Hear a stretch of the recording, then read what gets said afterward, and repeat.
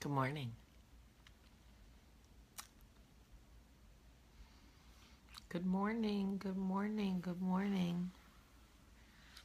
I want to go to Canada. I just want to see Justin Trudeau or whatever his name. No, Justin. Can't remember, but he's so cute. Good morning, everybody. Good morning, and welcome to Coffee Talk. For those of you that saw our video last night, we made the decision on Sunday to officially adopt Sparrow, and we are so excited. He is wonderful, and we love him. You know, he's a work in progress, but we all are. And I have to just keep reminding Michael, he's a puppy. Michael's never had a puppy, ever, in his whole life. He has never had a puppy. So Michael also, oh, Teresa, I'm so happy you're here. Michael also struggles a little bit with the babies too, because I remember when Olivia was born, he was like, this is a lot. He had never held a baby. Olivia was the first baby Michael had ever held. So he was like, oh my gosh, this is a lot. So Michael struggles a little bit with the puppy stage and the baby stage. I mean, once Charlie came, he was a pro. But he takes a little while to come around. But last night when we were in bed, we were holding hands, and I was kissing him goodnight. And I said, are you so excited that we adopted Sparrow? And he goes, I'm excited if you're excited. Which was Michael's way of saying, not really, but I'm happy for you. Which is fine. Happy wife is happy life, right? So we're excited. Anyway, we're excited. Okay, so I wanted to tell you guys something. I got a text message from my boss maybe last week or the week before. Anyway, in the text message, he said, I want to connect with you, or I need to connect with you, or something. And I was like, he needs to connect with me. I literally, because I have not had a boss in over a decade and a half, I allowed my brain to go to the worst places that a brain could go. I analyzed this. What could he need to connect with me about? What is he unhappy about? I started analyzing every decision I've made. I'm not good at this job. I knew this wasn't going to work. Why did I do this to myself? Blah, blah, blah. I'm not cut out for this. I can't have a boss. Blah, blah, blah. I allowed myself to spiral so far out of normalcy and like a healthy space. And I truly, created every scenario in my mind. I was like, he's going to tell me it's not working out. He's going to tell me I'm not the right one for the job. He's going to tell me he wants to just go back to what we were doing and blah, blah, blah, blah, blah. We connect, and he says to me, he did have some critiques, but not criticisms, just like, here's what happened. Here's how I would prefer that it go next time. And that was it. I was like, is that it? And he was like, yeah. I'm like, oh, okay. And it took me so long to come back mentally from where I was. I put myself in like mental timeout. Like I literally punished myself for something that wasn't even punishable. And I realized that when we start analyzing situations, we create outcomes that don't exist. And we essentially put ourselves into emotional purgatory. We mentally punish ourselves in ways that we are not even going to be punished. Stu, not Lou, but yes, I did that with Stu too. So I obviously struggle with this, right? This is clearly something that Jamie struggles with. I'm talking to you about it because I don't want us to struggle with this. I want us to be able to have somebody say to us, I need to talk to you or I want to connect with you, and be able to put it on pause until the conversation actually happens. Because the overanalyzing and creating scenarios that don't exist is 10 times worse than what we actually end up dealing with. And it's all self-inflicted. We bring it on ourselves. So the next time, I'm going to try to do it with you. The next time that somebody says, let's connect, or I need to talk to you, or there's something I want to discuss with you, or whatever the conversation is, let's try to put it on ice and say, okay, we'll discuss it when we get to it. Because either way, whatever outcome is going to be the outcome is going to be the outcome.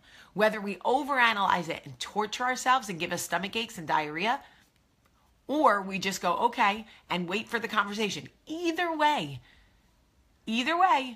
the outcome is going to be the outcome.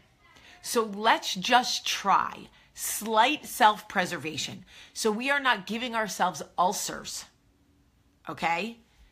Because it robs us of our experience, of our joy, of our being in the moment.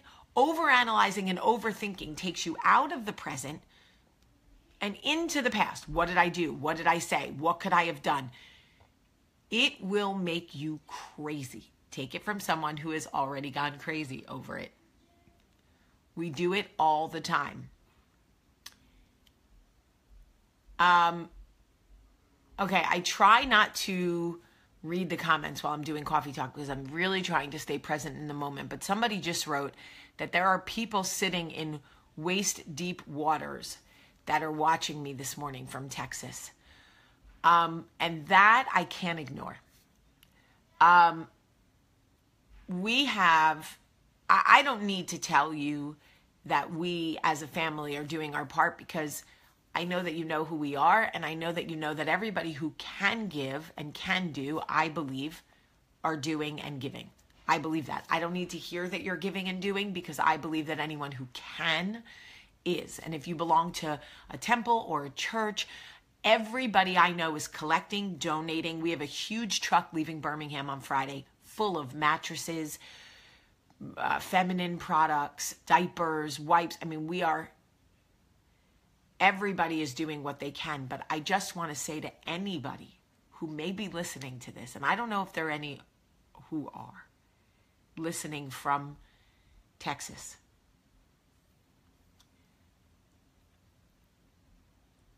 we lived through the tornadoes of Birmingham. They came right through my backyard, destroyed our neighborhoods. I watched Katrina. I watched the hurricane in New Jersey. Everybody is thinking about you, praying for you, struggling with the fact that FEMA has been cut by 11% before one of the greatest national disasters this country has seen in a long time, and well over a decade, and maybe longer than that. And I worry so much about what our government's limitations are with lack of funding and no head of FEMA, and who is really organizing the efforts down there, and people upset about Joel Osteen. And I'm obsessed with what is happening in Texas. So please know that if you can hear my voice, we are praying for you. We love you. We are lifting you up. We are collecting for you. We are sending for you. Those who can do are doing.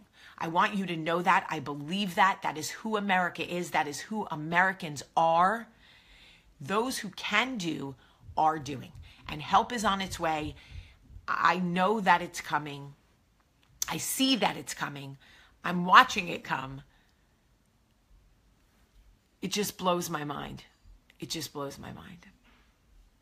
Talk about overanalyzing. Oh.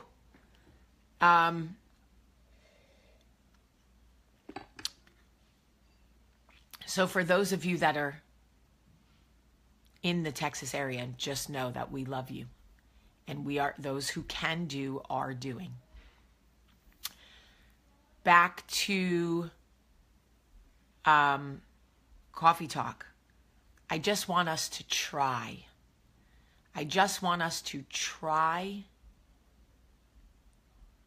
not to overanalyze, not to self-inflict anxiety and stress until we need it, until the conversations or the situations actually take place, because